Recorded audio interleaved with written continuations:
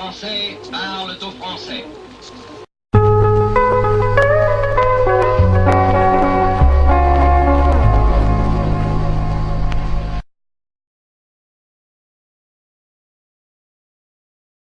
Voilà, Jean-Marie Le Pen aura ouvert la voie. Il a construit un parti qu'il a inscrit dans la durée, dans des conditions d'opposition extrêmement difficiles.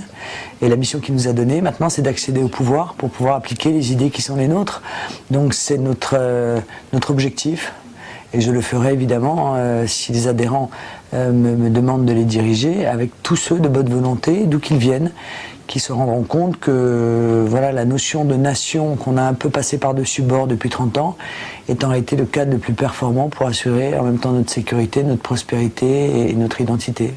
Les faits nous donnent raison aussi aujourd'hui. Beaucoup de problématiques que nous évoquions dans le désert total et parfois face à une hostilité très importante, eh bien, apparaissent aux yeux des Français comme des problématiques qui méritaient qu'on s'y arrête, quoi, à l'époque déjà. Bon, donc aujourd'hui encore plus.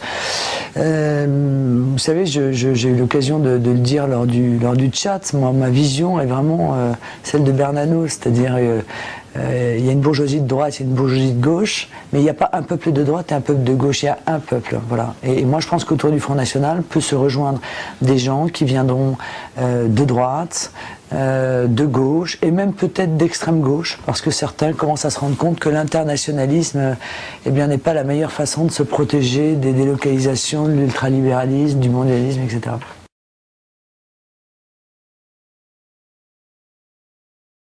Vous savez, moi j'ai toujours peur du mensonge et de la manipulation.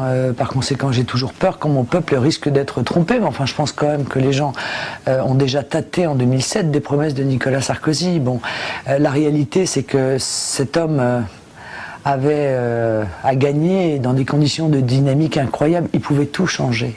Et il a gâché une chance extraordinaire pour la France. Il n'a rien fait de sa victoire. Voilà.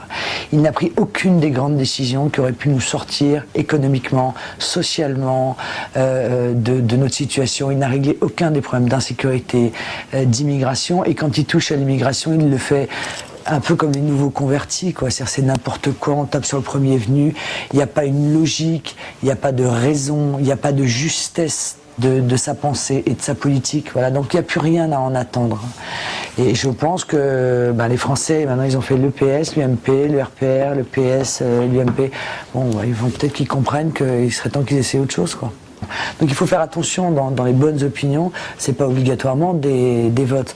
Et encore une fois, il nous reste encore près de un petit peu moins de 2 ans pour montrer aux Français que le bilan de Nicolas Sarkozy est nul dans tous les domaines et que les grandes idées qui sont les siennes, c'est-à-dire la disparition des frontières, la soumission à l'Union européenne, cette espèce de soumission à la loi du marché qui est censée tout écraser devant elle, la politique pour les gros et l'abandon total des petits, les classes moyennes pressurées, le serial taxeur, parce qu'il en est quand même à la 23e taxe créée depuis qu'il est arrivé au pouvoir. Bon, tout ça, je pense, si vous voulez, fera partie de la campagne présidentielle et je vois mal les Français accorder à nouveau leur confiance à Nicolas Sarkozy.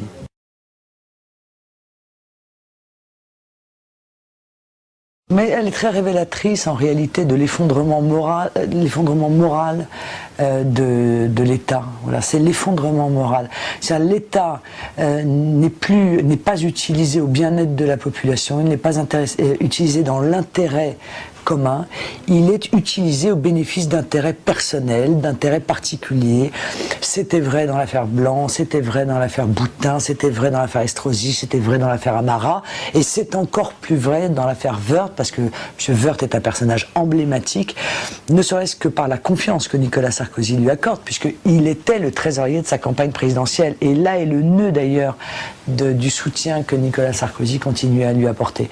Voilà, c'est l'effondrement moral et l'utilisation dernièrement, enfin hier, lorsque l'on apprend l'utilisation des moyens de l'État pour essayer de découvrir qui a bien pu donner l'information qui gêne le pouvoir, est exactement dans cette même veine.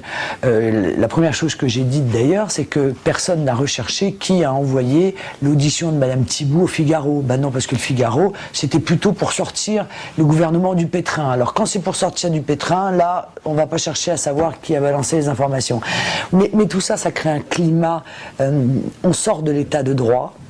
Et évidemment, on a tout à craindre de processus et de procédés fondés sur ces injustices. Voilà. Putain, Marine Le Pen, non, non, Marine Le Pen, non, mais tu ne crois pas, putain, Marine Le Pen, non, non, mais Marine Le Pen, non, mais... Mais parce qu'en fait, je crois que c'est vrai.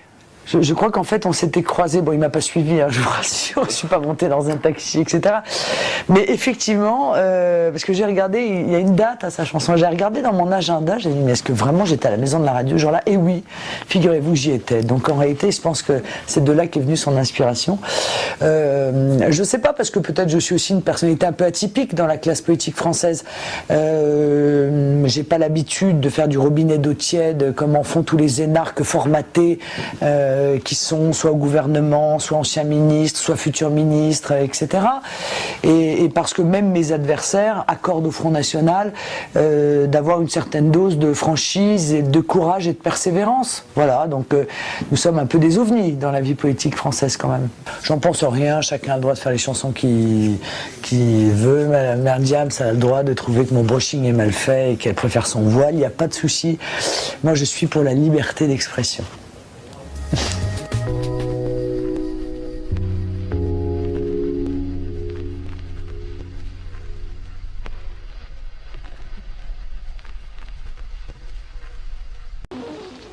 Veuillez écouter tout d'abord quelques messages personnels.